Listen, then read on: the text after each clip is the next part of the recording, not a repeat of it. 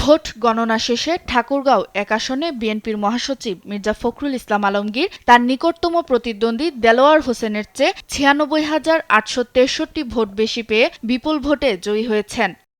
চট্টগ্রাম ১১ আসন থেকে ১,১৫,০২১ ভোট পেয়ে বেসরকারিভাবে নির্বাচিত হয়েছেন বিএনপির স্থায়ী কমিটির সদস্য আমির খসরু মাহমুদ চৌধুরী। এছাড়া চট্টগ্রাম ৭ আসনে জয়ী হয়েছেন বিএনপি প্রার্থী হুম্মাম কাদের চৌধুরী।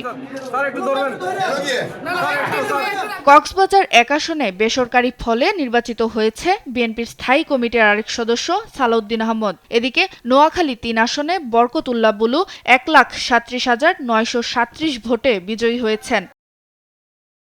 ঝিনাইদহ ১ আসনে বেসরকারিভাবে বিএনপি প্রার্থী মোহাম্মদ আসাদুজ্জামান জয়ী হয়েছেন। টাঙ্গাইল ৫ আসনে বিএনপি প্রচার সম্পাদক সুলতান সালাউদ্দিন টুকু ধানের শীষ প্রতীকে ১,২৯,৯৪৩ ভোট পেয়ে বেসরকারিভাবে বিজয়ী হয়েছেন।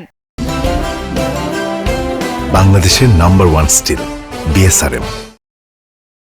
কিশোরগঞ্জ ৪ আসনে বিএনপি প্রার্থী ফজলুর রহমান তার নিকটতম প্রতিদ্বন্দ্বী জামায়াত প্রার্থী রোকন রেজা শেখের চেয়ে ৭৬,৯০৭ ভোটের বিশাল ব্যবধানে জয়ী হয়েছেন।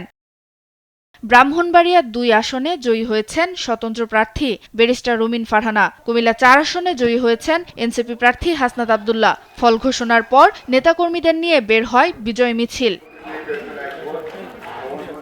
শরীয়তপুর ৩ আসনে ধানের শীষের নুরুদ্দিন আহমেদ অপু, নাটোর ২ আসনে জয়ী হয়েছেন রুহুল কুদ্দুস তালুকদার দুলু ও ভোলা ১-এ বিএনপি জোটের প্রার্থী ব্যারিস্টার আন্দালিব রহমান পার্থ বিজয়ী হয়েছেন।